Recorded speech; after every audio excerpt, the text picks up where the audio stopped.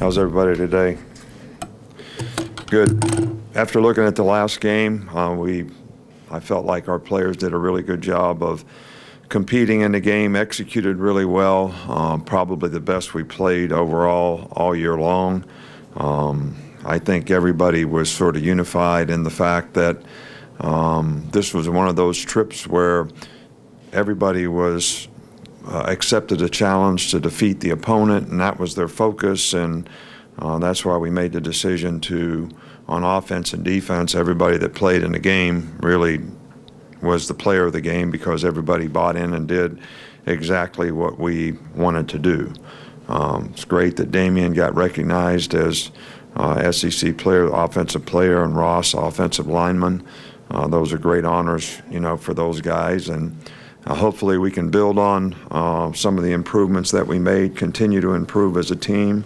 We look forward to the SEC home opener this week against a very good Ole Miss team.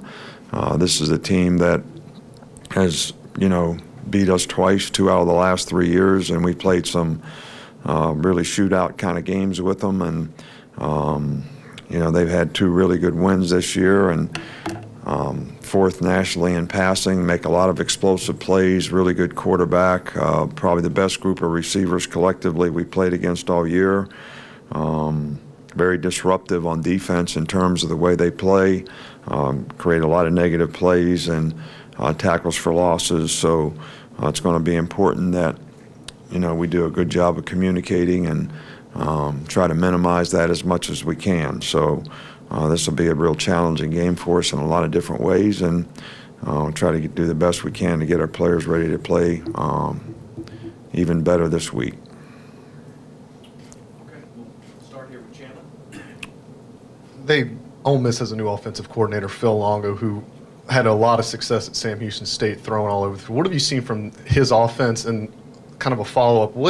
Are there any challenges preparing for a team with a first-year head coach or an interim head coach like Matt Luke is? Well, I think that,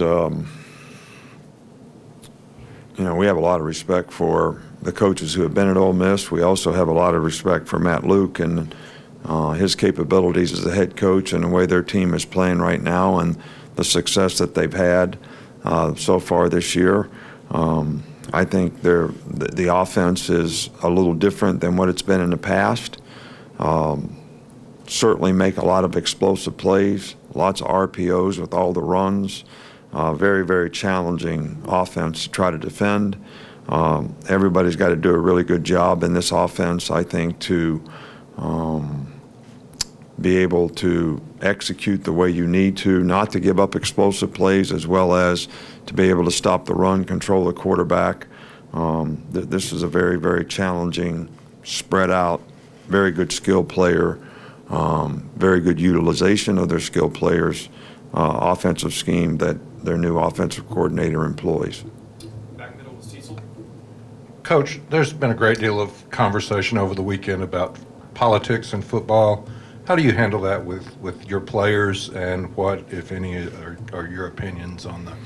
Well, I'm just a football coach, and I don't keep up with all that stuff as much as maybe everybody else does, especially during the season, especially when we're playing games. But, to me, some of the things that we do in our country, I grew up, they were unifying events, and it's a little painful to see that those things, are not so.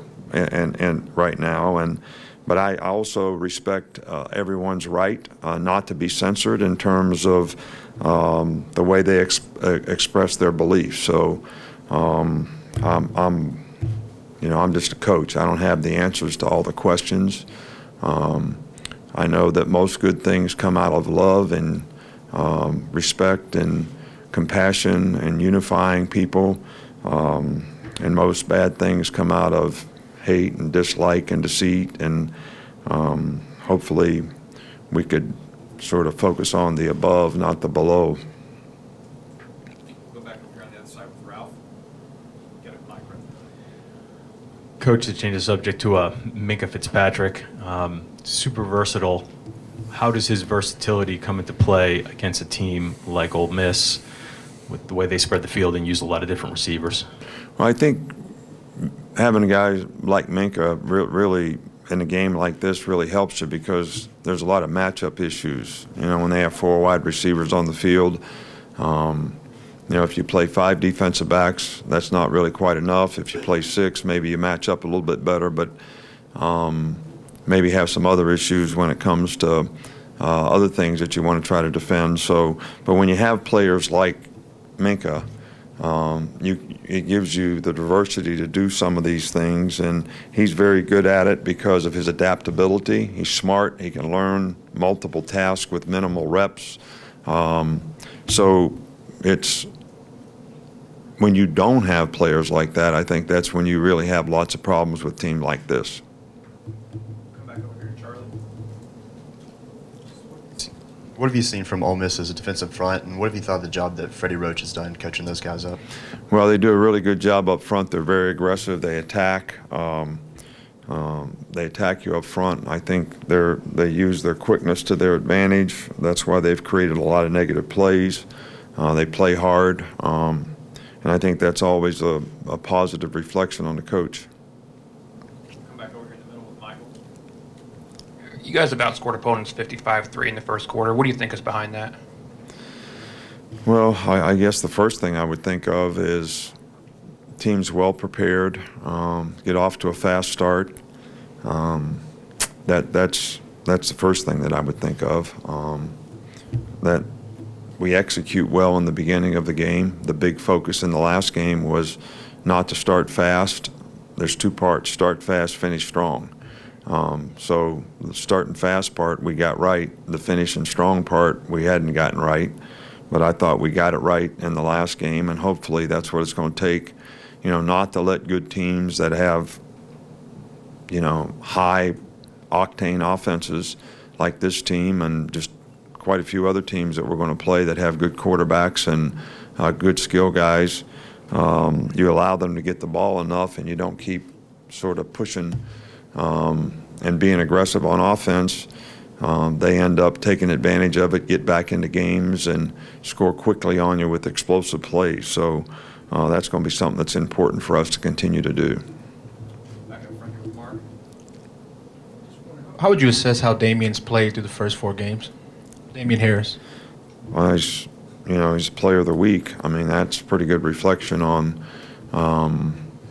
He's had good performance, good production. He's been very, very consistent in his play. You know, I really like the roles that these guys have played at running back and embraced and been very productive in all regards. I think it helps them long term stay healthy for the season, stay fresh.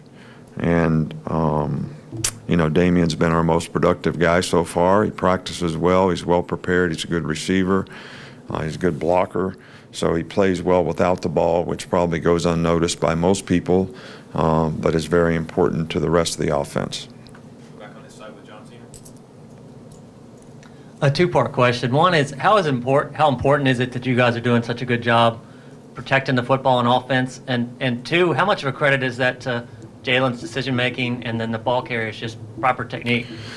Well, it's good, but the ball was on the ground 3 times in the last game.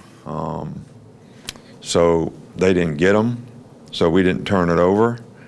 The difference is the ball wasn't on the ground any in the other games. And I think that when you're playing against an aggressive ball hawking type team, which Vanderbilt was and which Ole Miss will be, you got to have great attention to taking care of the ball. The ball. We got to attack the ball. We finally got a fumble, caused a fumble in this last game. But we have to do a better job at taking care of the ball because the ball was on the ground 3 times in this game. And that's really, really important. Turnover ratio is one of the most important things statistically in winning and losing, and that's something that we want to continue to emphasize. Back with Joe. Coach, it seems like traditionally locker rooms have just done so much better with civil discourse than society kind of as a whole. Can you speak to that? Do you think there's any reason for that? Well, I think that when players are on a team, they kind of respect. I think trust respect and trust are two things that make a team what it is. People respect and trust the principles and values of the organization, but they also respect and trust each other. And I think that because everybody's sort of bought into the same things, you know, you have the same goal, you have the same spirit in terms of what you're trying to accomplish and what you're trying to do. And I think it is a very unifying factor when everybody respects, and because you respect the people, you respect the individual differences, you know, as well. So I think that's why they call it team. I think that's where you get togetherness from. Everybody's sort of trying to work toward the same standard. Everybody's trying to support the other guy and help him to be able to do that. So a lot of the things that make a good team are the very things that create a lot of togetherness. And I don't think that you have very good team unity and team spirit if you don't have that kind of unifying force in the locker room. But I think it comes from respect and trust that gets developed because of everybody sort of buying into the same goals and have the same aspirations for what they want to accomplish and what they want to do and how they support each other. This side with Ryan. You guys ran a lot of jet sweeps last year, especially early in the season. How come that play hasn't been as much of, I guess, a prominent element in the playbook this year? Well, you know, we have run a few, not many. We do some of the motions off of it and run some plays off of it and complement some of the things that we did last year with some other things that we're doing right now. But some of those things you kind of read. You know, when the guy goes in motion, how is the defense adjusting? And sometimes they don't leave enough players backside. Sometimes they rotate and really have the sweep stopped. So sometimes it's what the defense does that determines whether you want to hand the ball off to the guy or not, or pitch it to him. But we feel that we're a little more proficient in some other areas now that maybe we don't have to depend on that quite as much.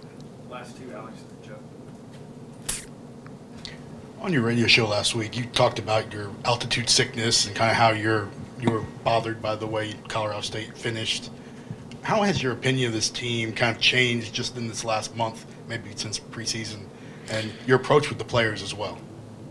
Well, we were very positive with the players last week in terms of how we approached what we wanted to try to accomplish and what we wanted to try to do, but we also challenged the players in that, you know, we really hadn't what I call defeated a team.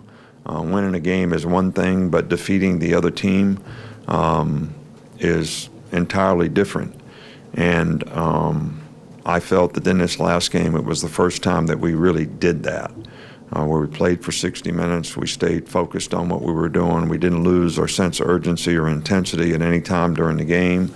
And that's really what we wanted to accomplish, because I think that's very important to being successful in our league because of the quality of opponents that you have week in and week out. And that's kind of got to become who you are. That's got to become a personality. And I was concerned about that, but feel much better about it. But now the challenge is can we sustain that? Finish it right with Joe. Right here.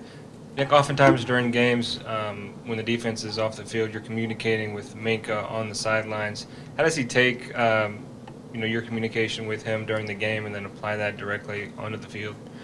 Well, I communicate with really all the defensive guys. Sometimes I communicate with the offensive guys. Sometimes I communicate with Jalen about certain things. But, you know, players are always, I think it's how do you approach a player?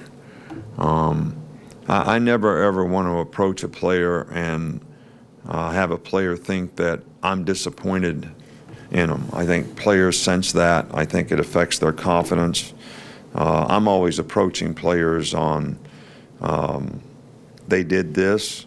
This is how we need to try to react to that, or we need to adjust to it this way, or they're playing this, or to go back to the jet sweep, they're spoken the safeties every time, so this or that may be a better play against that. So you're really just constantly teaching during the game for the next situation in the game. And I think the way our players are sort of geared, because if you notice, you know, our coaches are with our players, coaching them what happened in the last series, what plays they ran, what we did well against the plays, how we fit that run, how we matched the pattern on that pass, whatever, or something that we didn't do exactly right, or we made a mental error on, or most of the time in the first 15 plays of the game, we get something that's entirely different, all right, than what we practiced or seen. It's not at all uncommon for anyone, I guess, but we seem to see it just about every week. So being on the same page and how we're going to adapt to and adjust all that, and I think our players are used to that. But what I do during the game is no different than what I do in practice or in meetings or whatever. So it's not out of character that, hey, all of a sudden coach is talking to me or telling me something and he doesn't even really know what's going on. I think they think I know what's going on, so we don't have that issue. All right, thanks.